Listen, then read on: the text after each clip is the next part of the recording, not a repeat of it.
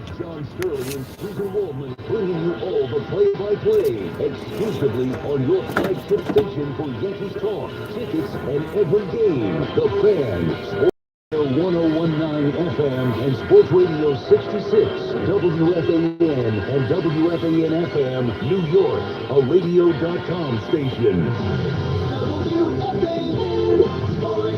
This is brought to you by Direct Energy Business, the all-star electricity and gas supplier to large businesses, and also by ZipRecruiter. Hiring, we'll try ZipRecruiter. Unlike most job boards, ZipRecruiter finds candidates for you and actively invites them to apply. So you get qualified candidates fast. Drop it free at ZipRecruiter.com/join. Well, the Yankees will start Luis Severino against the Red Sox tonight at the stadium. Yankee gaming is split of the two games at Fenway. The American League Divisional Series is even at 1. 2 games that we played in Boston, there were 2 games. The first game, we almost won.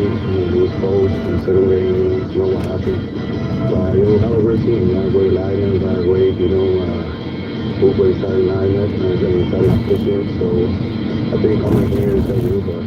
Nathan Eovaldi, the Boston starter. Rick Porcello right now is slated to start game 4 for Boston. Bottom half of the 4th inning, Indians looking to stay alive. It's a game 3 of their series with the Astros, and Cleveland leads it 1-0. Giant quarterback Eli Manning with Mike on the Fan in the 5 o'clock hour today. Redskins and Saints Monday Night Football on WCBS News Radio 880 at 8. Islanders lead the Sharks 1-0 start of the 3rd period, and that is at Barclays Center. And of course, the Yankee game is right here on the Fan. Yankee pregame straight up at 7 o'clock. 66 degrees and skies are cloudy, and that's what's happening. Sports Flashes at the top of the hour. This is John Linko and WFAN Sports Radio 1019 FM and Sports Radio 66, your flagship station for New York sports. And you can listen to us anytime, anywhere. Just download the radio.com app.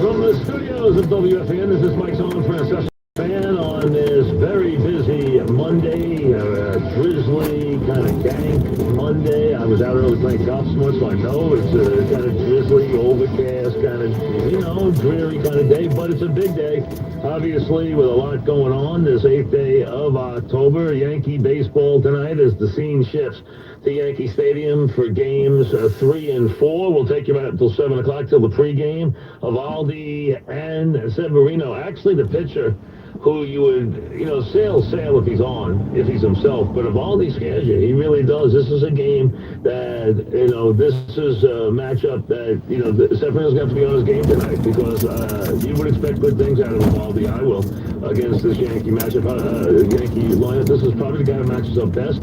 Game 3 this evening, 1-1. Yankees, of course, don't want to go back to Boston for a game number 5. Game number 4 will be tomorrow night. We will do the show from Yankee Stadium tomorrow, so we'll take you right up till first pitch tomorrow night. We have Yankee tickets to give away for tomorrow, so if you're looking to get your hands on Yankee Red Sox tickets, we have tickets to give away in the 3 o'clock hour, the 4 o'clock hour, the 5 o'clock hour. So you have Yankee tickets coming your way here each hour, right here on the program. So stay tuned for that. The only one who can give away Yankee tickets is us. No one else can, because we are the home of the Yankees as far as their broadcast, and that's the way it works. So you have that to look forward to. Eli Manning later on. He'll be a little later than normal today because it's a work day. This is an abbreviated schedule because of the fact that they will play Thursday night. And we will get to the Yankees. Lineups, Boone, Cora, everything going on as we set the scene for this game number 3. But we begin with what was a wild day surrounding the Giants from all the Beckham nonsense, and that's what it was. It was, it was something that the Giants were infuriated by. So, did it impact the game? No. Do I think that he lit a fire under the Giants? Nonsense. Okay? The Giants went out and did what they had to do. They played a game. They were about to make a comeback. They were about to write a story that was going to be a very good one. That they kicked it into gear, made big plays, plays, overcame a bunch of mistakes, drop balls, special teams miscues, a lot of which had Beckham's name on them, including, a drop on 4th and 3, a drop in the end zone, a muffed mess down on the goal line that cost him a touchdown. So he had his hands on a lot of those. He also had his hands on a couple of touchdowns. One he threw, one he caught. But when Eli hit Barkley, who decided to do, one of those kind of like Jordan air dances. That was like Jordan in the old days against the, Hawks, going up and up and up and up. And he scores. I'm thinking, wow, this is a game. I'm not only thinking great win, I'm thinking this is a game we can build on. And then obviously watch what happened. Now, if you're going to call up and tell me the Giants scored too early, you know what?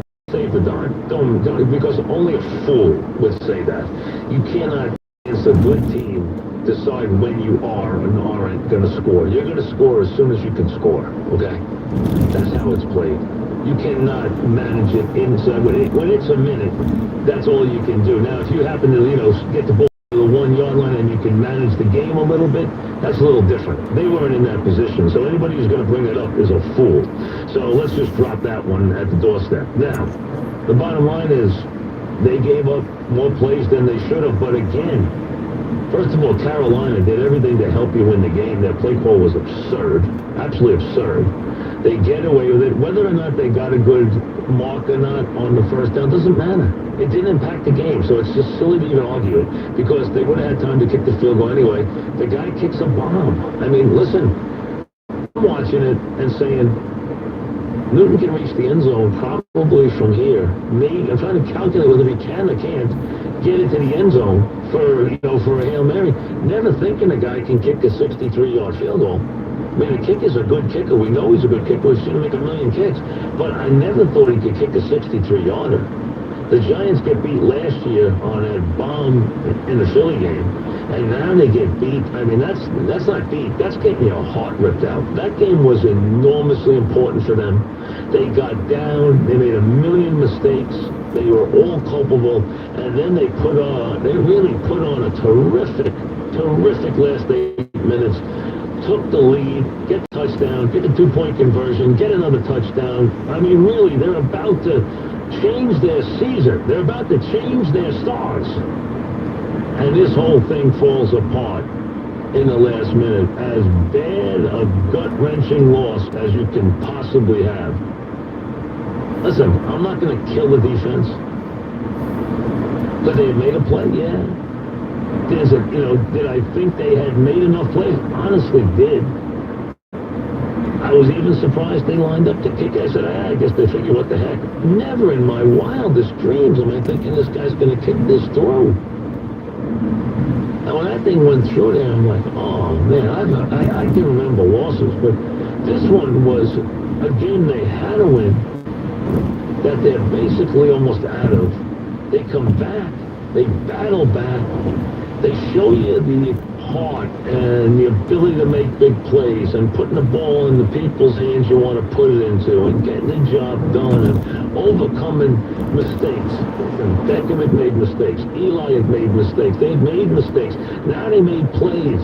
Now they got the lead. Now they're about to win this game and throw themselves right back in against the Eagles and the Falcons, who don't look like world beaters right now.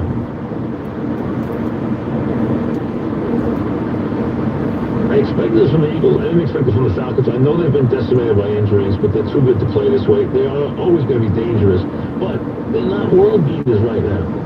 So those games did not come up as tough as they had thought they would when they started the season. And the Giants would have had a chance to go with these 3 and 4 that we forecast, and they still do marginally, but they would have even had a chance maybe to be better than that if that game had stuck yesterday. Instead, they get absolutely heartbroken, crushed by this defeat. Normally, this would be a defeat that you could take some good things from. Definitely. If it were a young team. But not the way they're built, not with what's going on there, not with who they are. No, it was a devastating, just shot to the solar plexus kind of loss that just cripples you. There's nothing good that came out of that yesterday. That was just devastating. It was heartbreaking. It was devastating. It was just a terrible, terrible loss in every way. Now, do I think there are lingering implications from the Beckham thing? First off, what he did was rotten. You just took a ton of money from the Giants, and you basically told them everything is wrong with the franchise. You couldn't keep it in-house. You basically said, hey, this is not on me. I'm wonderful, and I'm not even sure I'm going to play here. But he's forgot one thing here, and that he has no respect for the team he plays for or the people he plays with, because the Giants and Eli Manning have been champions before he ever arrived here. He didn't bring anything that they didn't own already. He brought something here that he's looking for something. He came here hat in hand looking to make a career. He's not a champion. He's never won anything. Now he's gotten paid, but the team he came to has been a champion many times over. And he comes to one of the great franchises and talks about how, they like the cold, he wants to go to LA. And playing with a quarterback who is one of the 5 two-time Super Bowl MVP champion quarterbacks ever. He's won the Super Bowl MVP twice. He's a champion. His career is what is in granted. It is locked. That's before he ever arrived. Eli's career was already in granite. It was already in bronze before Beckham ever got here. So to show that kind of disrespect and to treat the franchise and the quarterback that way, it's just outrageous, especially when they just paid you a ton of money. So the coach got angry and made you get up in front of the room, and you think that's why the team played well? Give me a break. You know what? This guy's probably always going to be a problem. You just hope you can get him to play well. He's a very, very talented wide receiver. We know that. Does he make a lot of bad plays? Yeah, he dropped the ball on 4th and 3. He should have caught it. That stopped the drive. He dropped the ball in the end zone that great players catch. That would have been a touchdown. And he makes a ridiculous play that messes up a play on special teams. So, he was as costly as he was good yesterday. Where they're going long-term with him remains to be seen.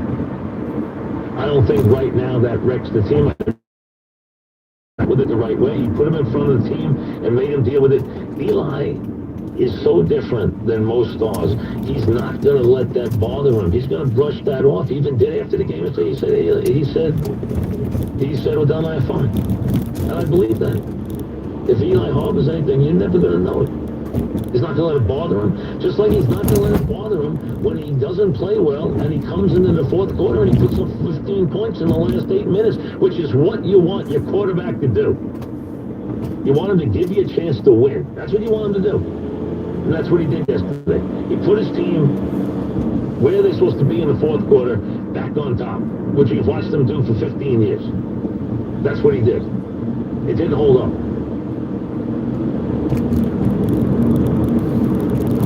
The crushing defeat. Now, is their season dead? It is if they don't win these next 2 games. Both of them.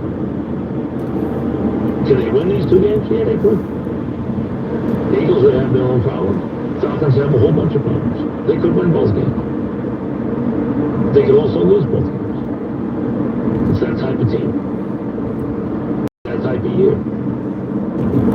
So I think Sherman handled it right. He was angry.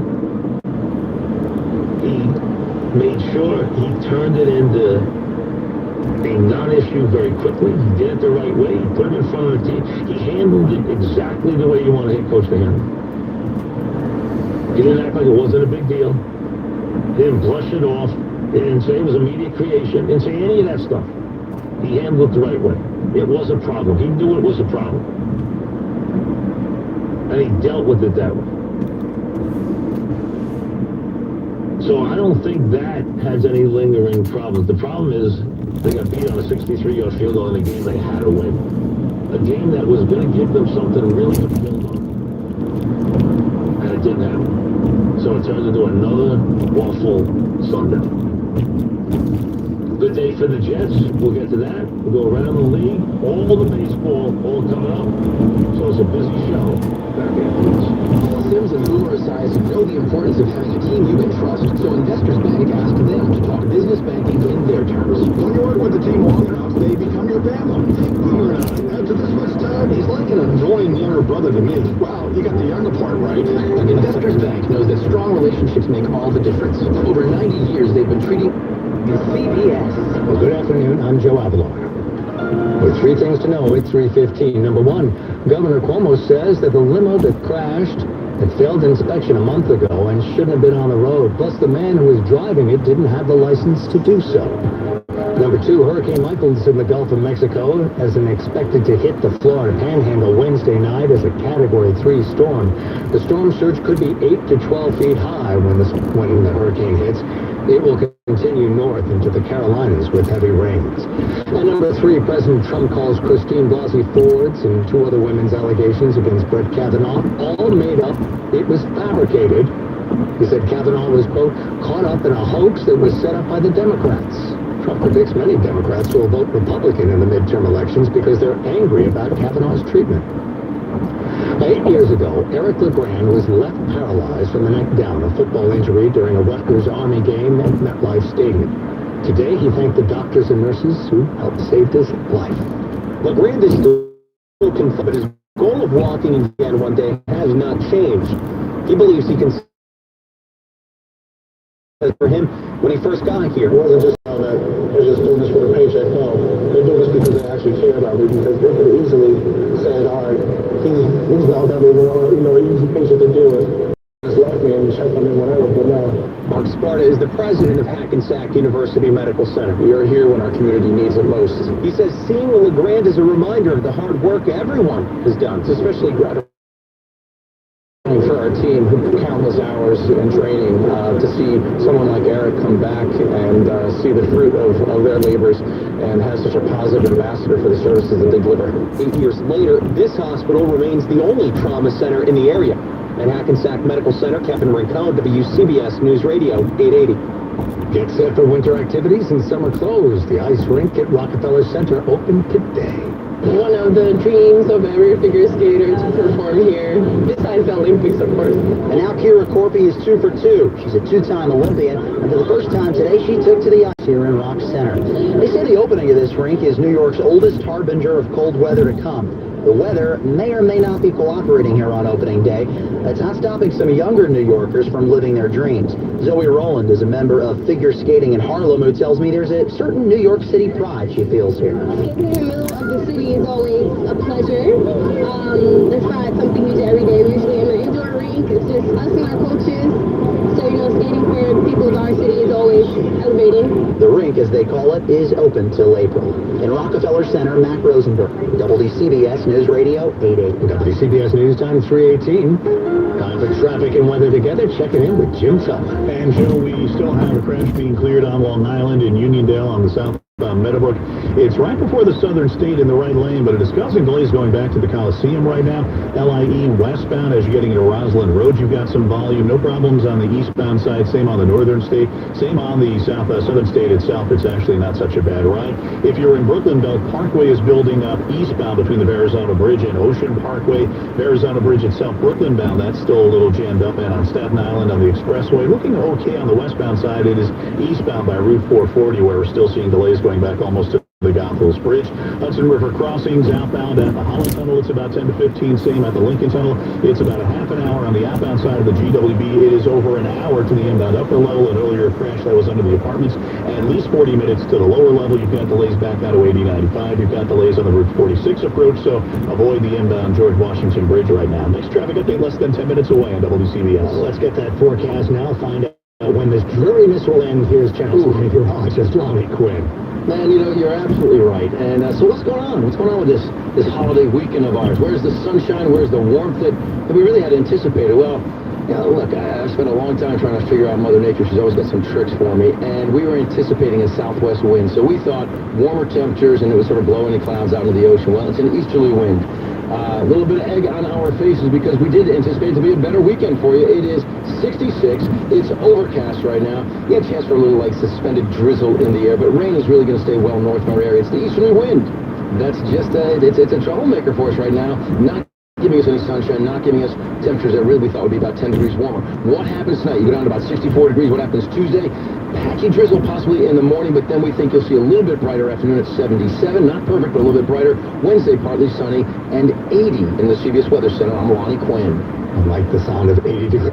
If the weather cooperates, 10-year-old AccuWeather mainly cloudy tonight after a damp, cool day. Low 64 in Midtown. Warm and humid tomorrow with some sun. High 77. This is John Pinto. The Yankees have pitched Luis Severino against the Red Sox at the stadium. Game 3 division playoffs, the best of 5 even at 1. And on the Monday night football stage, it's the Redskins and Saints.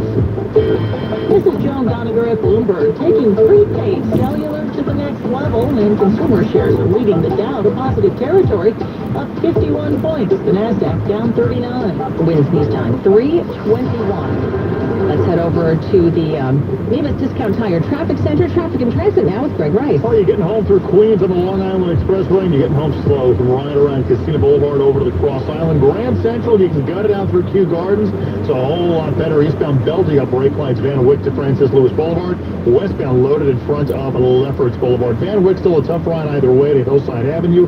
And here's what you need to know about the bridges and tunnels. It just hasn't been your day at the George. 45 to the upper, 35 to the lower. This may get better during rush hour because there's not a whole lot of volume out there, but the closer we get to that Yankees-Sox game tonight, the worse this is going to get. That game late in the 7 o'clock hour. So the closer you get to that, the worse the George and everything else in the Bronx will get. For now, though, Lincoln and Holland are less than 10 overall. Queens down Thrognick, still a bit slow because of earlier repairs. Verrazano, Brooklyn down the uppers, got some company. So does the Staten Island Expressway getting you there. North of the city, the southbound side of the New York State Thruway and Rockland's been a mess all day. Out of Airmont, right on down towards the Mario Cuomo Bridge. In Westchester, the Hutch. That's the worst of it either way. I'm Greg Rice on 1010 Wins. And the band's business is busy as Tony Award winner for the best musical. Let me tell you about Casablanca. Such a scene that everybody loves. The band's visit, one of the most Tony-winning musicals in Broadway history. Wins News Time 3:22. It shouldn't have been on the road. That's what authorities now say about the stretch limo that crashed upstate over the weekend, killing 20 people. 1010 Wins reporter Roger Stern has the latest. Governor Cuomo says the driver did not have the proper license and the stretch limo failed its safety inspection last month. We don't yet know the cause of the accident. It was a vehicle malfunction, driver malfunction, driver error. That's part of the ongoing investigation. The state is ordering the company which provided the vehicle, Prestige Limo, to cease operations until after this investigation is completed. The limo blew through a stop sign in upstate Schoharie, killing 20 people, including 4 sisters from one family and 2 brothers from another. Roger Stern, 1010 Wins News. Meanwhile, a vigil taking place tonight in the upstate town of Amsterdam, which was the hometown of the limo passengers who were reportedly childhood friends. Among those in mourning is Karina Hulse, who says that her sister Amanda was in that limo. I'm so grateful that she was my sister out of everyone else on this earth, and I will always have her in my heart. The group was reportedly on its way to a birthday celebration at a brewery in Cooperstown when it crashed. A GoFundMe page has been set up for the family of 2 of the passengers. Adam and Abby Jackson had 2 young daughters, just 4 years and 16 months old. The Wins News Time 3:24. You know what? You're going to turn a lot of people off in this town. Well, you don't want to be here. When they pay you a ton of money. This is a proud franchise. This is one of the great franchises in sports, the Giants. With a rich heritage. Wish it was a rich heritage before Beckham came here. It'll be a rich heritage after he leaves here. The Giants don't need Beckham to make them champions. They've been champions long before Beckham got here. Their quarterback's been a champion, something Beckham's never been. He should be honored to be on the same team with Eli Manning.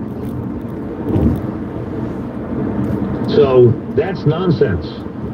And if you go in a game and you want to be above it, then don't drop the ball on 4th and 3. Don't drop the ball in the end zone. Don't cost your team 7 points on a special teams folly, okay? Make every play. Because you got to be better than everybody else if you're going to talk like that. And he hasn't been. Who's next? John? Go ahead, John. Yeah, Mike? Yes, John. Yeah, how's it going? I'm calling at the end of the game with the fourth down. Mm-hmm. All right, you had said in the opening monologue it wouldn't have changed. It wouldn't have changed it. What? They didn't get any yardage. They didn't change it. You didn't get any yardage. Mike, you just let me explain why it would have. Okay. If it was properly called fourth down, they couldn't spike the ball. The clock was running. They had 30 seconds. They had 30 seconds to get the play. No, there wasn't. Yes, there was. Yes, there was. There was 11 seconds left in the game. There was no. They ran a play after that. They ran a play. They let the clock run. If they would have had 30 seconds to get their team on the field. Yes, they would have. Mike, you're wrong. Mike, you won't let me finish. You're wrong. I'm not wrong. If they would have properly said it's fourth down, he didn't make the first down. He couldn't spike it. That doesn't have to spike it. They had time to get their team back on the field. Thanks for the call. In my phone.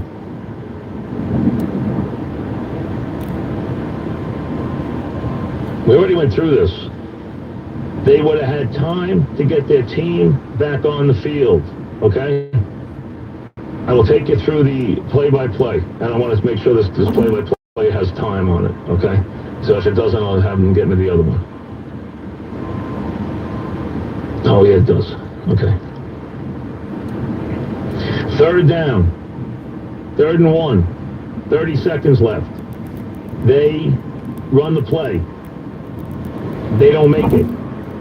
They now let the clock run. It takes 15 seconds to get your field goal team on the field. It's a proven fact. 15 seconds, okay? The time by every coach. Every coach runs it. Every coach runs the drill. It takes 15 seconds to get your field goal team on the field. They had 30 seconds when they started the play. They had more than enough time to get their field goal team out there. They would have been able to kick the field goal. What you're missing is that they got a first down, and they let the clock run to 11 seconds, okay, when they ran the play. That's what you're missing. It was 30 seconds when they snapped the ball on 3rd and 1. More than enough time to get your field goal unit on the team. So that's why it didn't matter. It did not affect the yardage in the game. The field goal would have came from the same spot. Okay, everyone's saying they wouldn't have been able to spike it. They wouldn't have spiked it. They would have run their field goal team on the field, and they would have kicked the field goal. Now, if you want to tell me they might have had a hustle, they might not have been as settled because they would have maybe been running around a little bit. Maybe you still would have had. By the time they unravel that play, there's probably 23. They're hurrying up. There's probably 24 seconds. If they knew they didn't get it, they would have hurried up completely. You're still looking at them having a full 24 seconds after the play to basically, and the play's ridiculous to begin with. The play's utterly ridiculous, all right? It makes no sense without a timeout. So the bottom line is they run the play. They still, though, would have had time. They didn't gain any yardage, and I'm not sure it wasn't or was a first down. I couldn't tell. I'm not sure it was automatically one way or the other. Can't tell that. I don't. It might have been a bad call. It might not have been a bad call. That I can't tell. It was borderline. And, when you're talking about marks on a first down, very tricky. And you'd have to see it. You'd have to look at everything. Very hard to tell one way or the other. You got to watch the nose of the football and everything else. But remember, Carolina calls a timeout. 3rd and 1 from the Giant 46. They rush up the middle. They give him the first down. Ball's on the 45-yard line. Okay, right there is right where they put it. So one way or the other doesn't make any difference. That's where they kicked it from. You're saying they would have spiked it. Well, they're not spiking it on 4th down, duh. And they could have run their field goal unit on. If it had been under 15 seconds, they can't get their field goal unit on the team. They had 30 seconds. They would have easily got their field goal unit on the field. Next call, go ahead. Lawrence, what's up, Lawrence? Hey, Mike, how are you? Thanks for taking my call. Yeah, what's happening? I agree that, when you lose, you can't really take much from it, but as a frustrated Giants fan, I got to think that hopefully they get some momentum off after this week's game, you know what I I would say yes, but you know what? Not with that kind of loss, because they're 1-4 now. They have no margin for error. They desperately needed a win in the worst way. So if it had been a team that is young, I think you could take a lot from that game. If it wasn't such a desperate situation, one in terms of the standings, I think you can take a lot from that game. But I think to lose that game the way they did was utterly crushing. Just crushing. What's your over-under? They beat more than 3 games this year. Oh, no, I think they'll win 1-3 games, but that's not the point. I think they could be the kind of team that gets dangerous late in the season, and wins some games. But who cares, though? I mean, they're better than that. I hope so. Love you, Mike. But who cares? Thanks, but who cares about how many, whether they win 4 or 5 at that point? Another call, go ahead. Terrence, go ahead, Terrence, what's happening? Hey, thanks for picking up the call, Mike. Yes, what's happening? I definitely think the Giants did enough to win the game yesterday. It was a heartbreaking defeat. Well, they also did a lot of bad things to cost themselves a lot of points on special teams and mistakes and drops and everything 100%. else. Yeah. 100%, especially back in the much he gave, he took it away with Right. penalty. I agree. But really, I have to make a point about the rest. Can we ever catch a break? No, that was a bad call. That was a bad call. The Collins call was a bad call. It was a bad call. I've seen them pick up flags on other teams or on other games where the refs will get together, they'll pick it up. They didn't do that.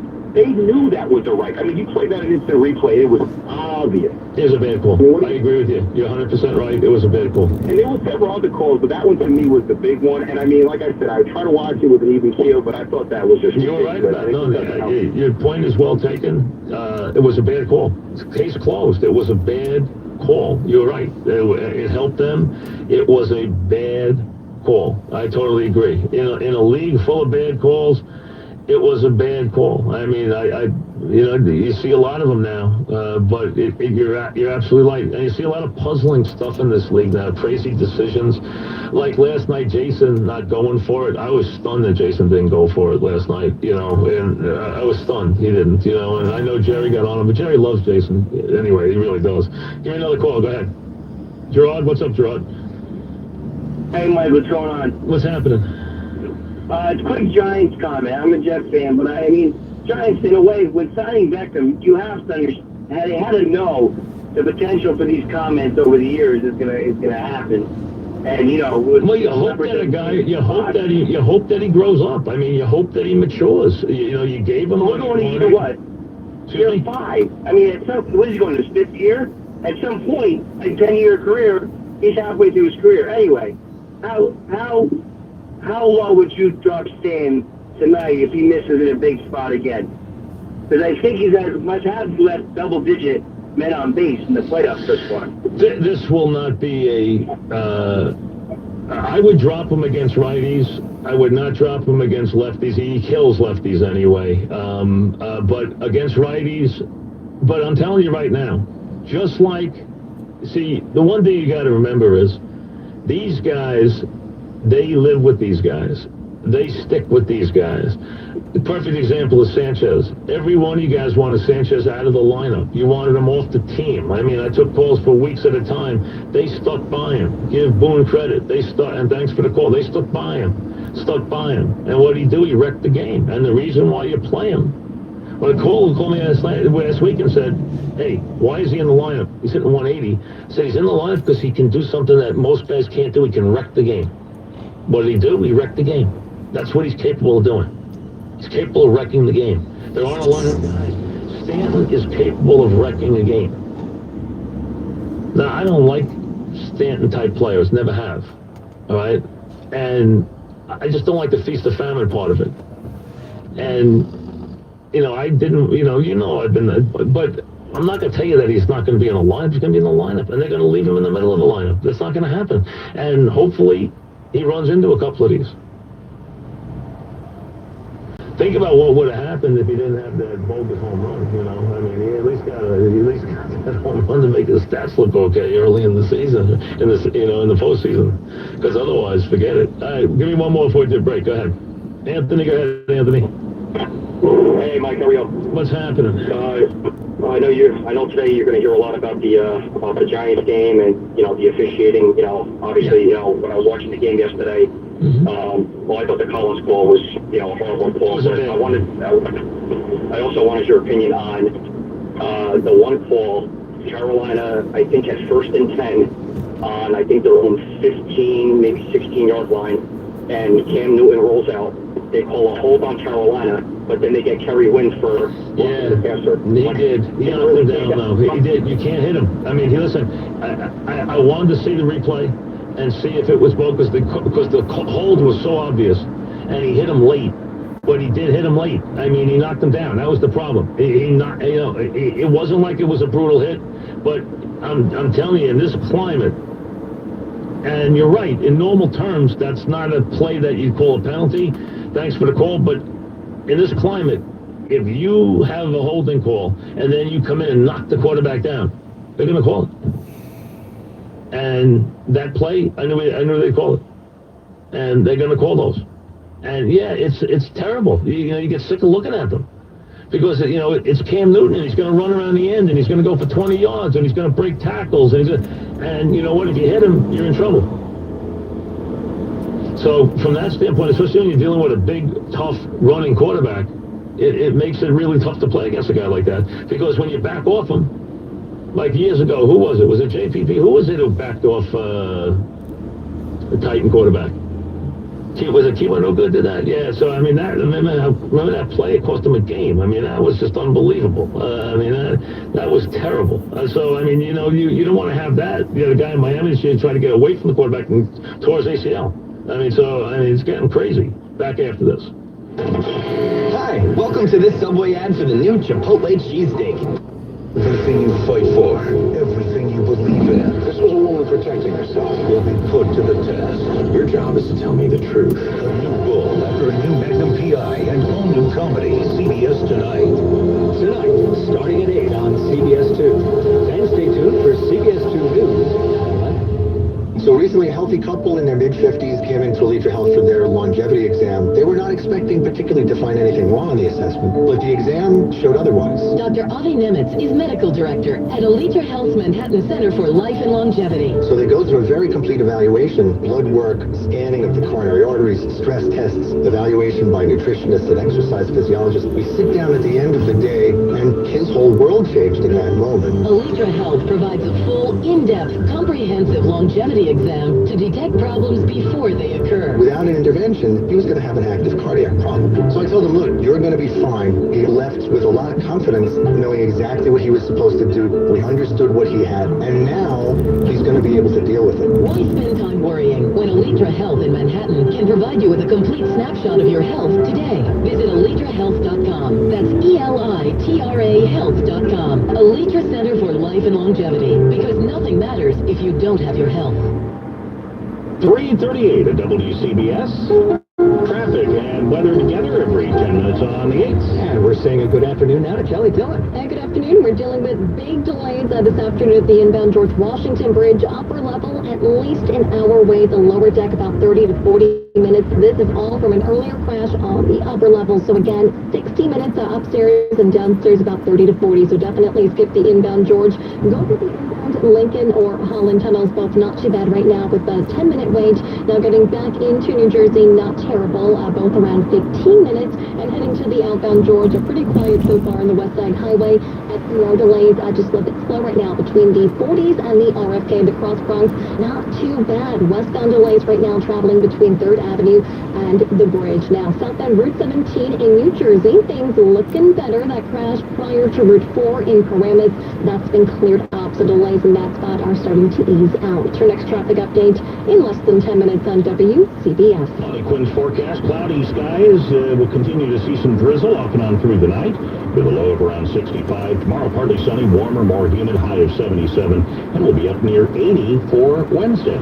Well, it's cloudy right now in town. We got some fog in lower Manhattan. The temperature is 66 degrees. It's 62 in White Plains, 66 at Newark Liberty International Airport, and 60 6 in Piscataway. It's 3:39, sorry. Hurricane Michael is expected to build strength as it makes its way through the Gulf of Mexico. It's expected to hit the Florida Panhandle or Big Bend Wednesday night as a Cat 3 storm. Florida Governor Rick Scott warned residents. This storm will be life-threatening and extremely dangerous. The storm surge could be 8 to 12 feet high. Numerous Florida counties are already under hurricane watches. Time may be running out to tackle climate change, and it's not helping that promises have been broken. More from CBS's Vicki Barker. The UN's climate change panel says past international pledges are completely off track as climate catastrophe beckons. Co-author Christy Ebi via Skype. One main message of the report is consequences are already happening, and any additional unit of warming increases the magnitude of those impacts. But even if this December's climate summit in Poland produces pledges for the extreme cuts in emissions called for in the report, it'll be tough to get there without the U.S., which has withdrawn from the Paris Climate Accords. Vicki Barker, CBS News. The White House hires people from Fox News now.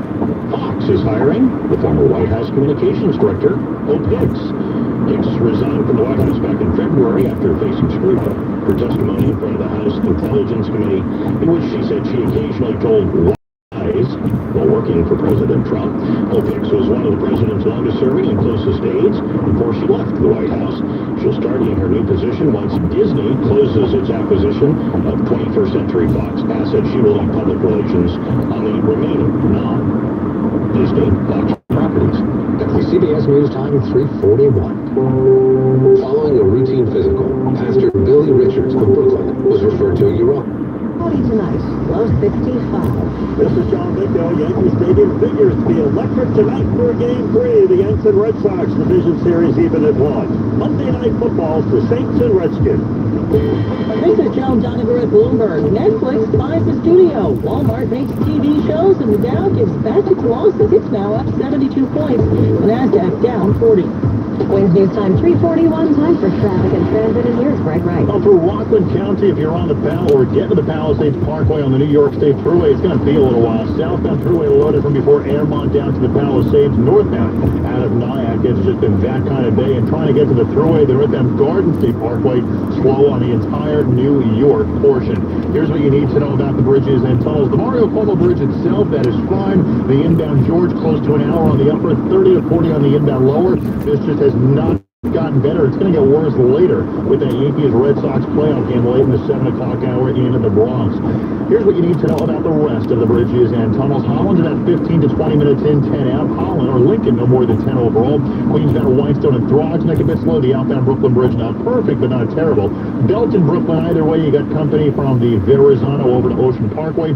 Eastbound slows again east of Knapp Street up through Erskine Street. The ride in Queens, eastbound LY, the worst of it, getting back to the Cross Island Parkway. I'm Greg Rice on 1010 Wins. Wins News Time 3:42. The stretch SUV limousine that crashed in Schoharie upstate over the weekend failed inspection. Grand Cherokee 4239 with tax tags and VAT fees. Here you go now.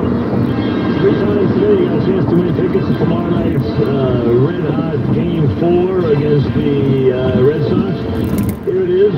ALDS ticket giveaway as the Yankees and the Red Sox meet tomorrow night Game 4 right now. 10th caller, 866-540-9636, 866-540-WFAN. It's powered by Old Dominion Trade Line, a tire discount, Tire Pros, and the fan. Keep listening. Your chance to win. And remember, you're all action begins right here on the fan. Eli later today, you'll hear from Bowen and Cora and their press conferences. We'll probably have her with us in the one-on-one tomorrow. We'll do the tomorrow show from the stadium. Right now, Indians have a 2-1 lead trying to stave off elimination. Dodgers will look to put away the Braves a little later. Yankees and Red Sox coming up 7:40 this evening. Pre-game comes your way at 7. We'll take it till then. And then, of course, the Brewers are sitting and waiting as they have dusted off, and they did dust off Colorado, boy, they really just beat on Colorado. Bobby joins us. What's up, Bobby? Hey, Mike. 1 point, 1 question. Yes.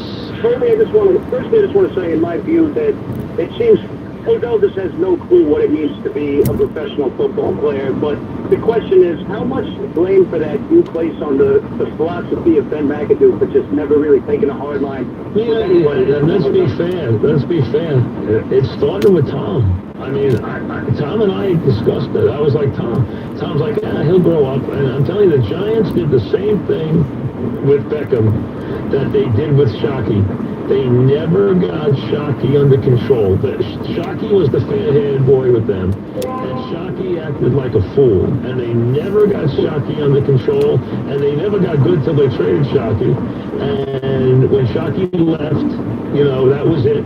You know, that was the end of it. And, you know, because he disrespected a young Eli, he wouldn't go work with him. He complained when Eli, you know, didn't the ball, and he complained all the time, and you know what? You had to get him out of here. He never became the player he was supposed to be. And I think that could happen to Beckham, because Beckham has the talent to be an all-time great, but the way he's going, you don't go into game, you're an all-time great. You don't go into game like yesterday and make as many mistakes as he made in that game yesterday. I mean, he dropped the 4th and 3 pass that was critical. He dropped the ball in the end zone. I mean, he makes too many darn mistakes. And then to shut your mouth off, this team just gave you a ton of money. And now you're going to tell people, forget what you think of the quarterback who's a 2-time Super Bowl champion and has been here 15 years. Forget that disrespect. How about the fact I don't know if I want to play in the cold weather? You're playing in New York for the football Giants. They're paying you a fortune, and you want to go to L.A.? I mean, that's the same guy who took his shirt off before the Green Bay game, acting like, oh, the cold doesn't bother me. I mean, and went to Green Bay, and in the one playoff game he played, dropped a wide open touchdown pass. A wide open, and Eli didn't say a word to him. And Eli had already been twice the Super Bowl MVP. Could have carved him up. That's the difference between being a class guy who's a teammate and one who isn't.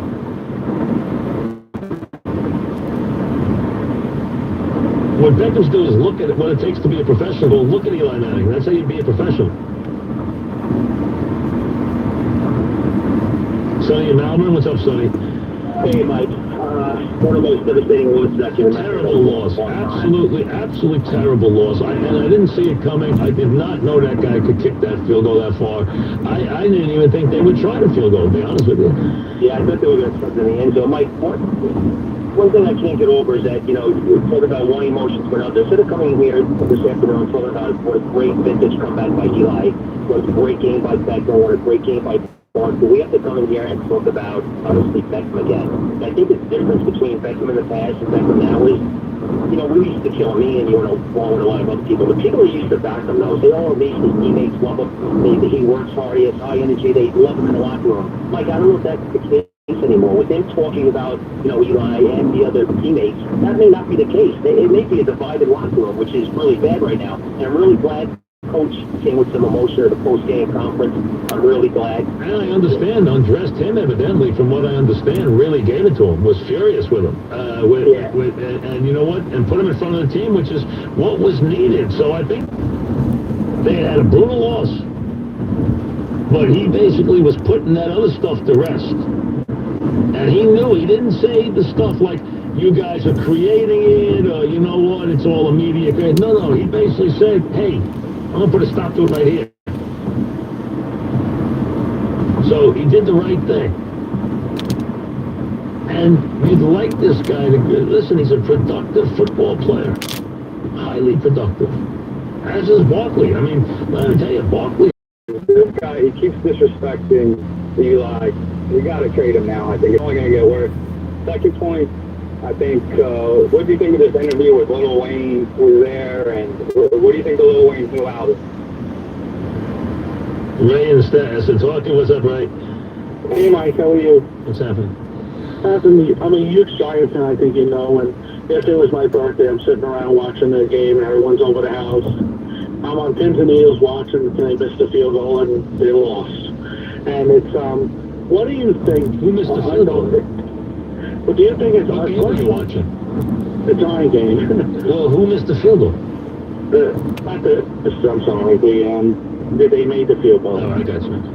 I'm sorry. And then, what do you think's underlying from Coughlin to McAdoo to now Suma, the water Giants is from Guy, and that team could have been 24-7, and they had, or 24-3. I'm sorry. They could have just been flat the entire second half. And I know that it doesn't matter because they didn't win the game, but the coach is starting to deliver on what he's saying after each week. Okay, listen. This week he used Jack, your point's a good one. It's a fair one. It's a good real quick. Yeah. Beckham, he's bringing a lot more positive than he is negative right now. Because if it weren't, I know the 4th and 3 catch was by far the worst. Not just that, forget that. What he did in the interview, taking everybody down. He took down everybody in that interview. And I know. Even the coach jumped him on that interview. Even, I knew it was bad. He took down everybody. And Bus, hey, he basically said he didn't even want to play here. Forget the fact that he disrespected teammates, disrespected Eli. He basically didn't even say he wanted to play here. They're paying him a fortune. He's a New York Giant. He's playing in New York. Wants to go play somewhere? Send him to the Chargers. See if he likes that. Stephen White Plains, what's up, Steve? Couldn't agree with you more, Mike. About the Beckham thing, it's just unbelievable after a $95 million contract. I've been a Giants fan for over 50 years. Yesterday's game, one of the most agitating I've experienced in a real long time. And 2 years in a row, the Giants lose with a 60-something yarder. What are the odds of that? Goes on. Yep. Sorry? What are the odds of that, huh? In a row. What are the odds? To get hit with those that's the longest game-winning field goal in history, that play yesterday. The other one, the one that was longer, was not a game winner. This was a game winner. 63 yards. A guy could get 63 yards to beat him. What are the odds to get beat on a 63-yard field goal? Man. I mean, I was surprised that they were lining up to kick it. I was like, wow, they're going to try this, huh? I never thought in 100 years the guy would kick it through. We got a lot to do today. We have tickets to give away to tomorrow's game. We got preview. We got lineups. We got Boone, Cora, Eli, all coming up after this.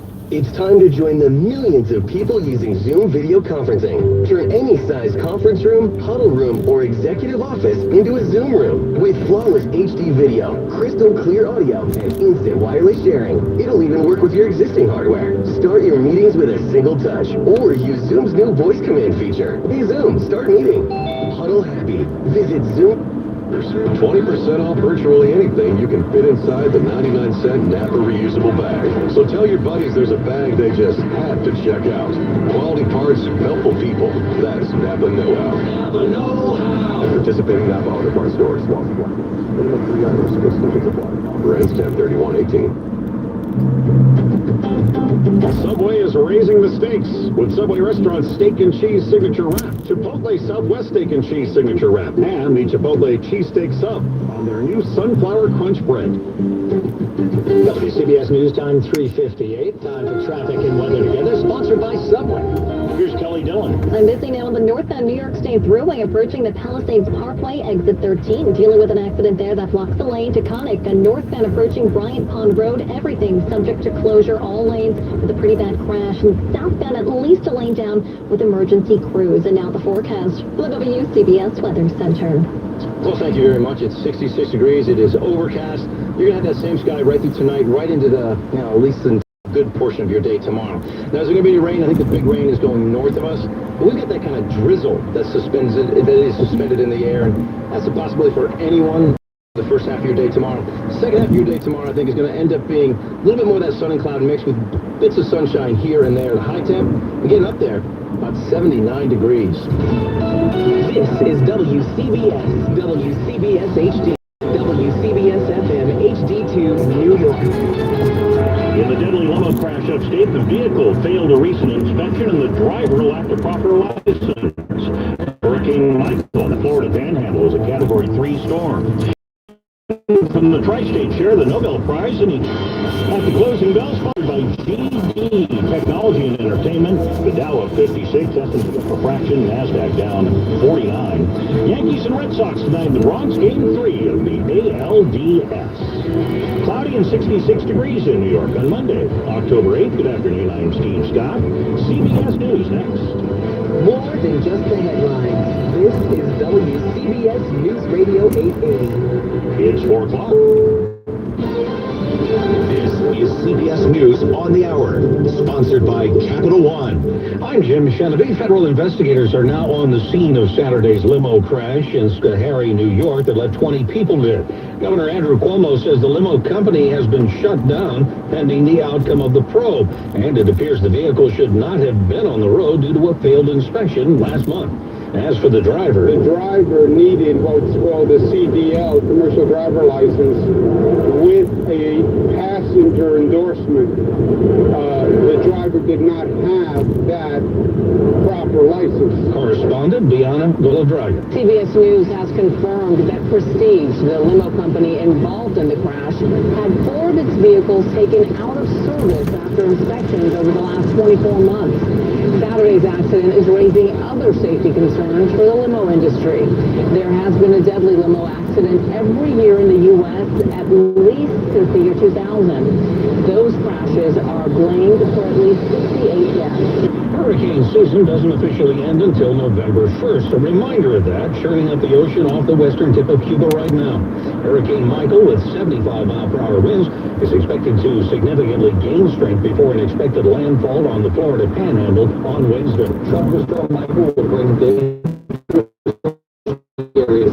Even those outside the hurricane center is forecasting storm surge to be between 7 and 11 feet between Indian Pass in Gulf County and the Crystal River. Governor Rick Scott, he's most concerned about coastal residents and the storm surge. The water rushes in, rushes out, and takes everything out of your house. Everything is taken out. It has to be really heavy for it not to be taken out.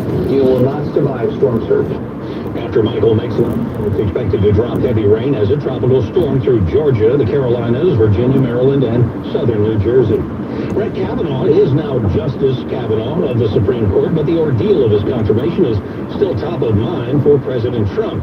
CBS's Stephen Portnoy. Now that Justice Kavanaugh has been installed on the High Court, the president says his pick was caught up in a hoax. At a conference of police chiefs in Orlando, Mr. Trump called Kavanaugh a flawless person. And it was very, very unfair what happened to him. False charges, false accusations. The president called the confirmation fight a disgraceful situation. What about by people that are evil? Kavanaugh joins his new colleagues in hearing cases tomorrow morning. Stephen Portnoy, CBS News, the White House. Top U.S. Marine commander in Australia has been relieved of duty after Colonel James Snell pleaded guilty to drunk driving. On Wall Street, the Dow ended the day up 40 points.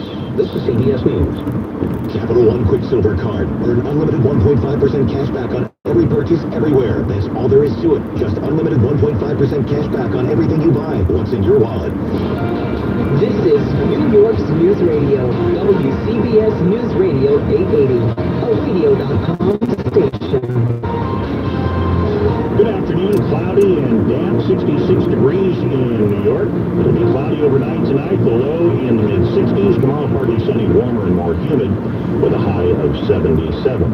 4:03 at WCBS, and we have some new information this afternoon about the limousine involved in a crash upstate that killed 20. Our Peter Haskell heard from Governor Cuomo.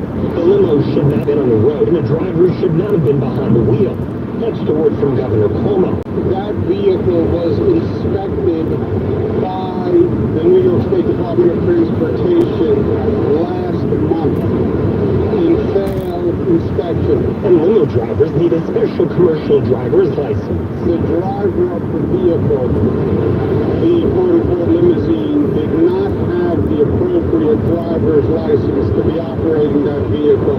Beyond that, Cuomo says it's unclear if speed was a factor or what might have caused the crash. In Midtown, Peter Haskell, WCBS News Radio 880. We have also learned that the registered owner of the limo used to be an FBI confidential informant. He had testified in 2 terrorism cases, one of them stemming from a plot to bomb the Bronx synagogue. Our Marla Diamond has been at the scene of the crash throughout the day today. She has more on the victims of the accident. Some of the victims' Facebook pages have been turned into memorials. June wedding photos show Aaron and Shane McGowan beaming at the altar. Adam and Abby Jackson are dressed in green for St. Patrick's Day with their 18-month-old and 4-year-old daughters. Karina Halls heard about the accident on the news and feared her 26-year-old sister Amanda was among the dead. but I tried not to come to that conclusion, but in my gut. Off yesterday's games, as far as yesterday, Buffalo beat Tennessee. No surprise. Miami blew a big lead to Cincinnati. Blew a big lead, and Cincinnati comes back. It's turnovers in the fourth quarter. Wins going. The Browns beat the Ravens time. Green Bay loses at Detroit. Watch Green Bay. Up 2-2. Watch Green Bay. A lot of rumblings about an unhappy Aaron Rodgers. Watch what goes on there. Jacksonville and Kansas City. Kansas City doesn't get the big game from the Magic Man yesterday, but their defense turns and sacks Bortles all day, and they win at New England. Atlanta fell apart against Pitt. Atlanta's struggling. Giants, we know. Oakland doesn't show up against the Chargers. Minnesota wins in Philly. Arizona wins in San Francisco. I really agree with your point to start the show where you said if you're going to a 2-minute drill, whatever they call it, don't you see more of that, not only for the Giants, but in the NFL in general with the rules and how tight they are with calling things? I feel like you're a hurry on offense, you're throwing the ball. More times than not, you're going to put yourself at least in field goal range. Remember something, though. When you're looking at what you call in the hurry up or the 2-minute, if you're looking at it and the other team's got a big lead, you know they're not playing regular defense. If you're looking at it and they're playing in a one-score game late, what a lot of times they're afraid of is they are exchanging little yardage to keep away from giving up they don't want to give up the big play at the end of the game. So you're not seeing teams at the end of the game like that in conventional defense, where you say, boy, if we ran this all the time, we could do this. Now, some teams are just better at it anyway. I always think Eli's been very comfortable in that his whole life, as an example. But for the most part, you got to also understand that time and score impacts productivity enormously.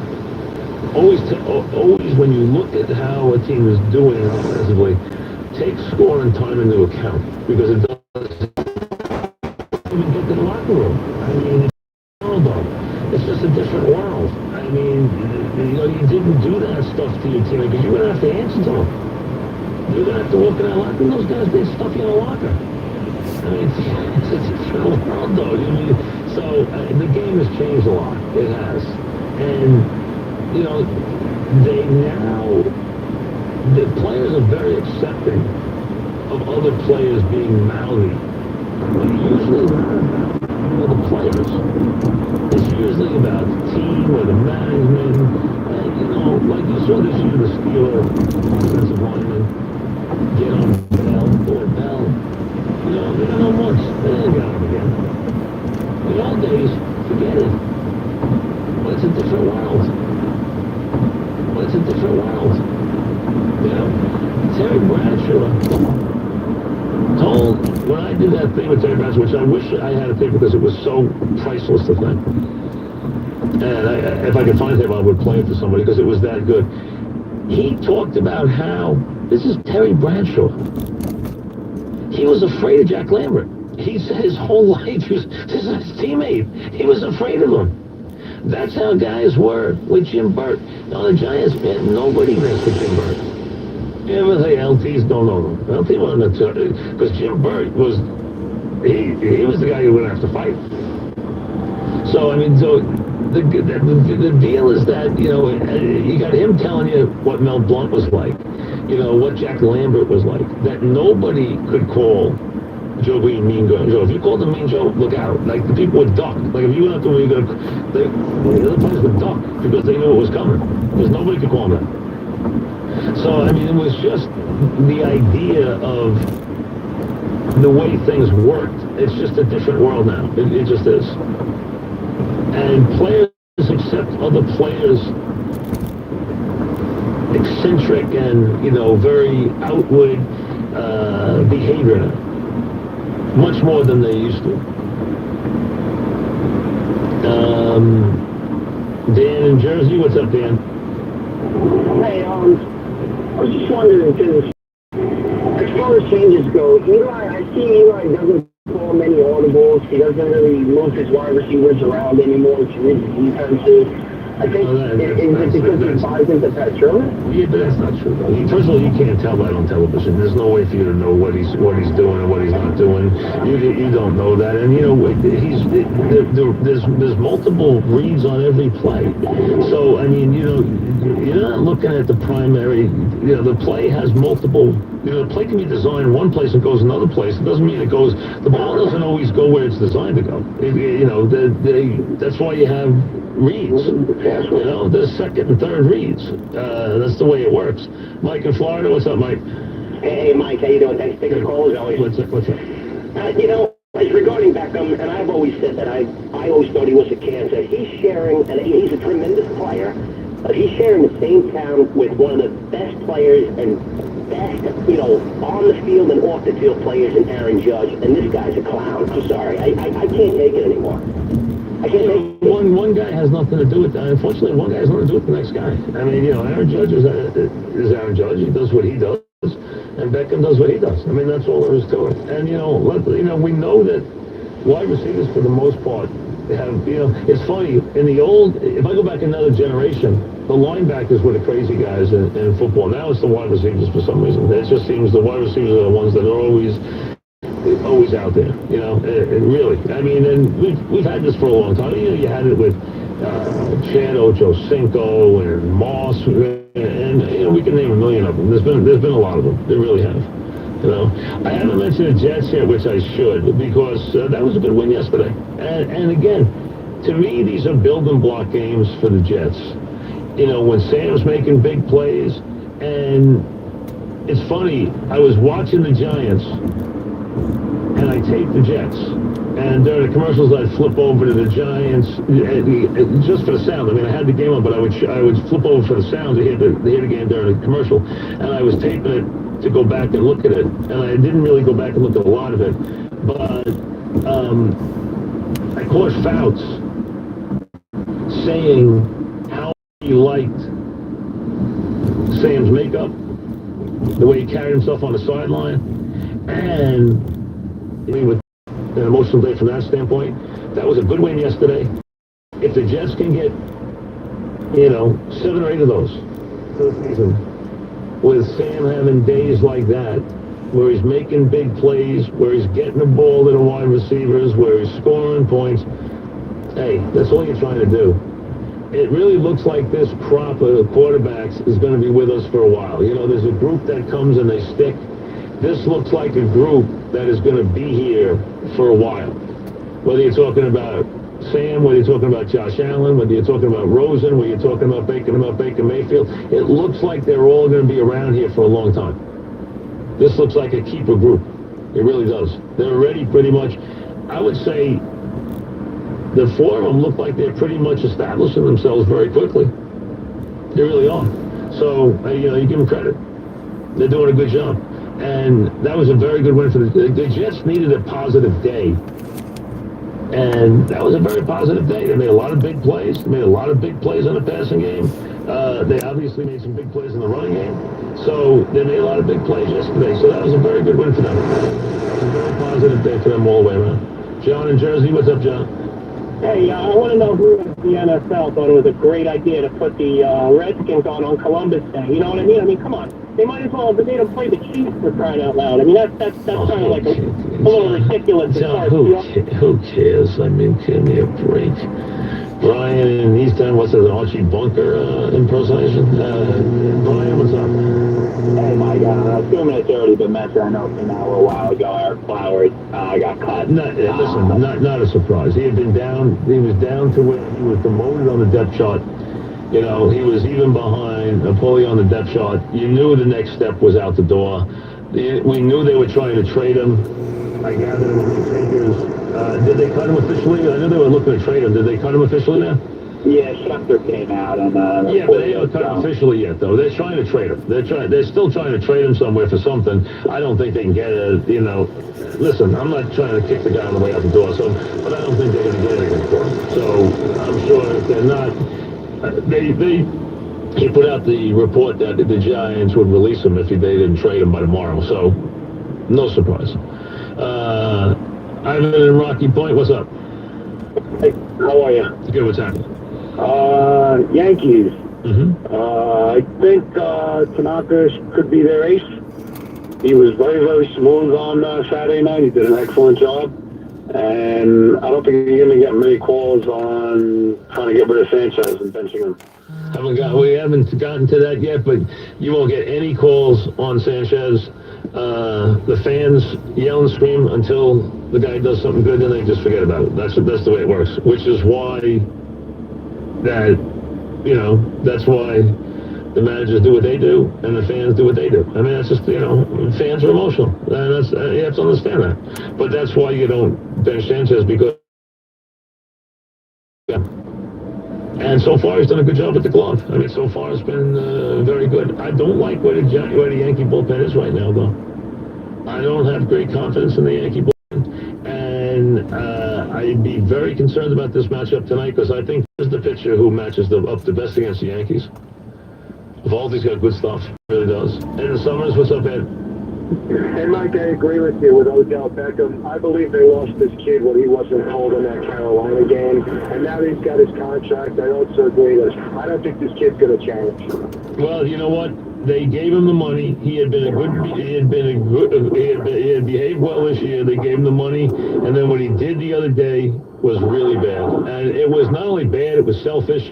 And he took down everybody. He took down a team that just paid him all this money, down his quarterback, who is, at worst a borderline Hall of Famer. I mean, what did you say, Mons? All right, let's listen to Aaron Boone. Here we go.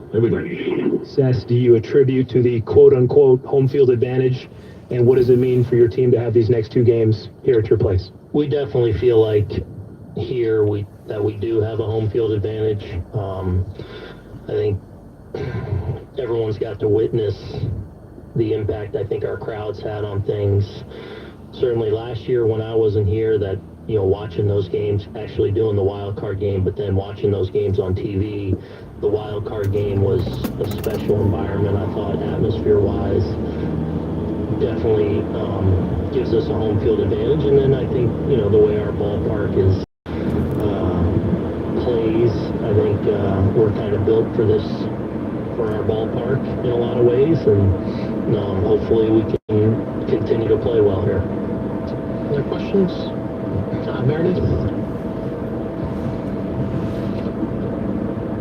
Hicks pleaded his case to get back in that lineup. What did he say to you, and what was your reasoning to him as to why it's not quite time? Yeah, it was a really tough decision for me today. A lot easier the other day, frankly, because today I felt like he is considerably better in the way he was able to move around.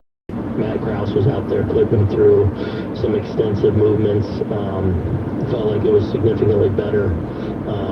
He was more emphatic about wanting to be in there tonight. And I just felt like, just with the nature of hamstrings sometimes, and him being a center fielder and his legs being so important to him in the middle of the diamond, I just felt, and the fact that we've got a guy like Brett Gardner as an option, I just really felt like not starting him tonight hopefully is something that benefits him even further. But that said, he is an active player tonight for us. I wouldn't hesitate to use him, not just in a pinch hitting situation, but putting him in the game and feeling like he's ready to do that. Second row on your right, Ryan. Aaron, why do you think Eovaldi was able to have such success against you guys late in the season? I think he was able to really execute his game plan, and he has really good stuff, obviously. We've seen the cutter for him become a major factor this year and become a really good pitch for him to go along with, obviously, that high velocity. But I felt like he's, had really good command against us in those couple starts. Kind of executed, thrown the ball where he's wanted to. So he'll be a challenge for us tonight, but I really feel like if we can make him work, and I feel like we have a chance to be successful. And the third row on your right. Aaron, prior to the season, your introductory press conference, you said you stress on communication and relationships with your players. As this season has progressed, how much is a challenge has it been for you as a first-year manager trying to cultivate and foster those relationships?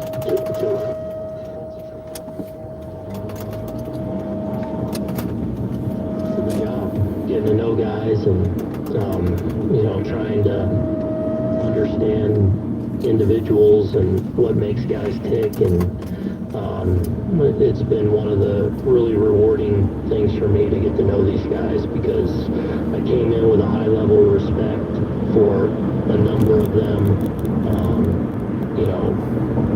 Their reputation kind of preceded them as us having a really good clubhouse and makeup in there, and that's all been confirmed for me. And so it's been a pleasure to kind of get to know these guys and, in some way become a part of their life.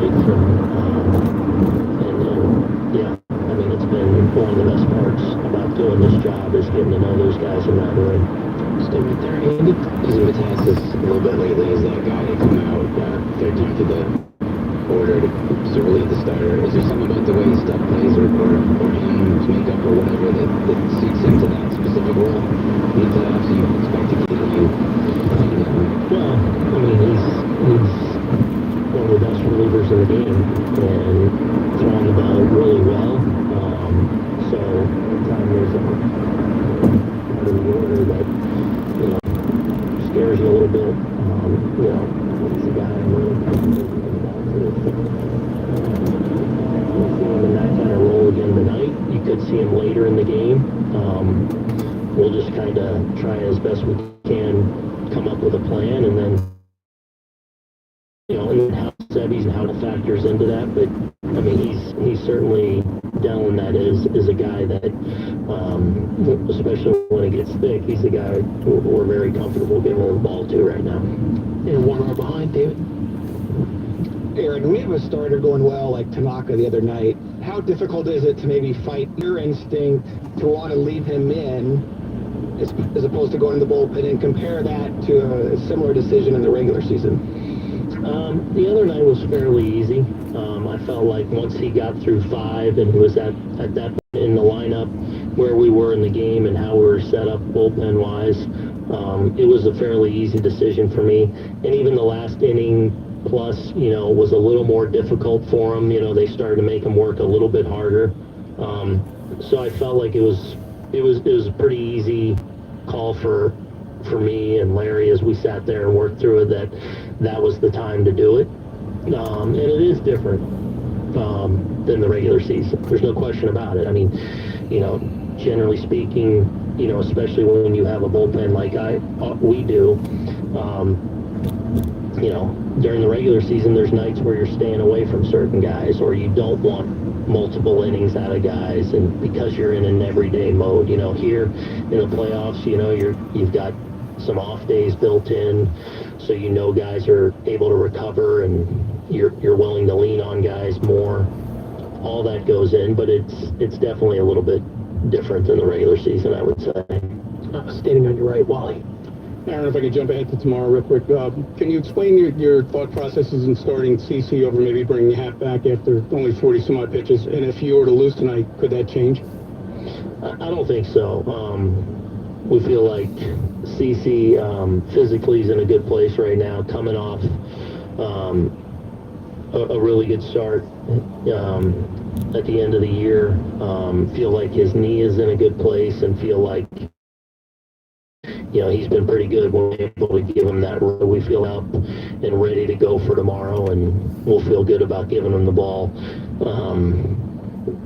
And then, you could always get in an all hands on deck kind of situation any one of these games that come up. So, no, we feel good about that decision. Second row in the aisle, John. Aaron, after all the games you played in your career and managed this year at Fenway, how were the last 2 games different in your opinion in terms of the atmosphere, and what are you expecting tonight also? At Fenway? Well, here tonight. A little more on the line.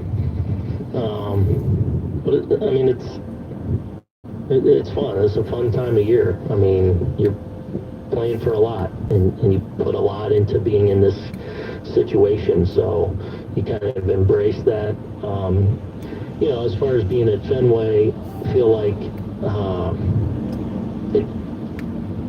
the games we've played there this year, because of both teams being as strong as they are, and I think you definitely get a sense that the rivalry's in a good place, and that even the regular season games there this year, they all felt like a big deal. So those are fun to be a part of. And then tonight, I think it's going to be a special environment. And like I said yesterday, we can go out and give them reason to even make it in a special environment. I know our fans are going to bring it. And staying on your right, just going back to there being all hands on deck, but he hasn't had too many instances this season where he's worked multiple games. Is that a conversation that you have to have with him each day before you kind of is it just going? No. I mean, we check in, obviously, and see where he's at physically each day, how he's bouncing back, and then make those kind of evaluations as far as, what kind of length we feel like we have out of him. Obviously, his first two outings here has been two inning outings around some off days, so we feel like he's in a pretty good place, but those are things that we get with each guy and see where they are, see how they're bouncing back, see when they go outside and throw, where we feel like they are physically, and then we'll make those decisions as we go into a game, as far as, is the guy available for one inning, maybe 1+. We're just those are things that kind of unfold over the next couple hours, and then the game obviously dictates a lot. Barry, you're in it from here. Just following up, Wally, on C. How much rope do you give him? It's the two-part question. How much rope do you give him as he's going through the second time that he's facing the order? And number two, he was pretty definitive in here about saying he wanted to play next year, whether it's with the Yankees or not. What do you look at his long-term future being? I look at CeCe as far as how much work, it's a long time between now and then, and a lot can transpire. You don't know what tonight brings as far as, how many guys you use for how long. All those things kind of go in and factor when you're making evaluations the next night about a pitcher. So it's hard to kind of answer that question now. As far as CeCe going forward long term, there's no question to me that he can pitch for more than just next year if he wants to, as long as his knee holds up. As long as his knee's healthy, I think he could be a successful pitcher for actually many more years if he really wants to. I think he's still that good and capable. It just comes down to the health of the knee for me. Take three last ones, starting with Sweeney. Aaron, a first inning home run is never really defined as clutch, but can you see a certain impact when Judge is hitting home runs twice in this whole season for you in the first inning? Is there a different impact of scoring in that manner as opposed to just scoring a run or two early in a game that you can see?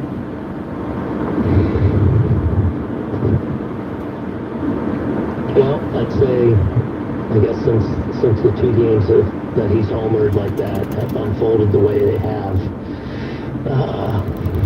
maybe it's been huge. I don't know. To score first and get off to a good start is always nice, but especially going through these games, and especially going through these games with the Red Sox. They feel like a heavyweight fight. Nothing feels safe, nothing feels good enough. So it's always great, obviously, to get off to a great start, but you never know where these games are going to go, and they're fun to be a part of. They're grueling to be a part of, and I think especially when both sides understand what the other side's capable of, it never feels like enough. We'll take two last ones, Dave. Yeah, with Stan's time in the playoffs and feeling that kind of pressure, Have you, with his personality, it seems like he's gotten through a lot of tough times here in the first adjustment. Are you confident with the way he is? He's able to handle those kind of ups and downs even in October? Yes. Yeah, I think he's totally equipped for this. And, you know, and with Giancarlo, the nature of sometimes when he doesn't get a hit or whatever, sometimes he doesn't look great necessarily doing it, but we also know he's always so close from being able to have a major impact.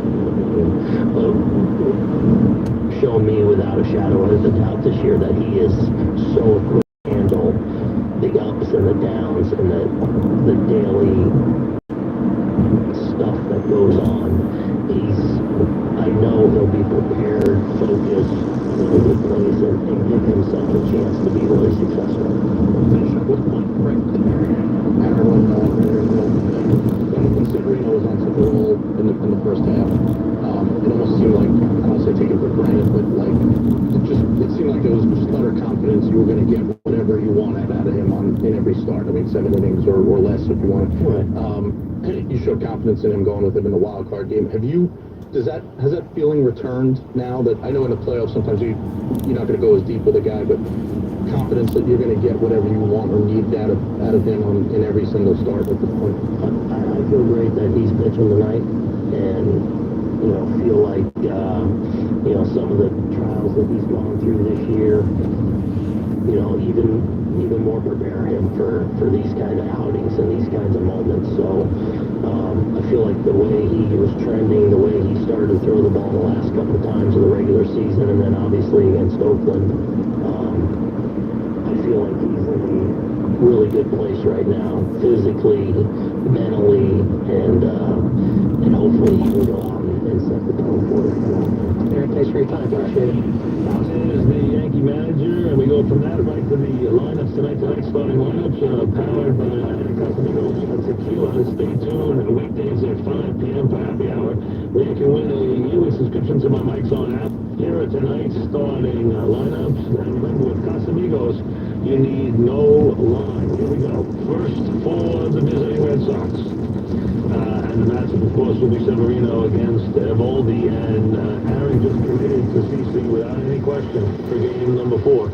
Betts, Benintendi, Martinez, DH, Bogarts, Devers, Pierce, Holt, Vasquez, in their lineup up here for game number 4. So one more time.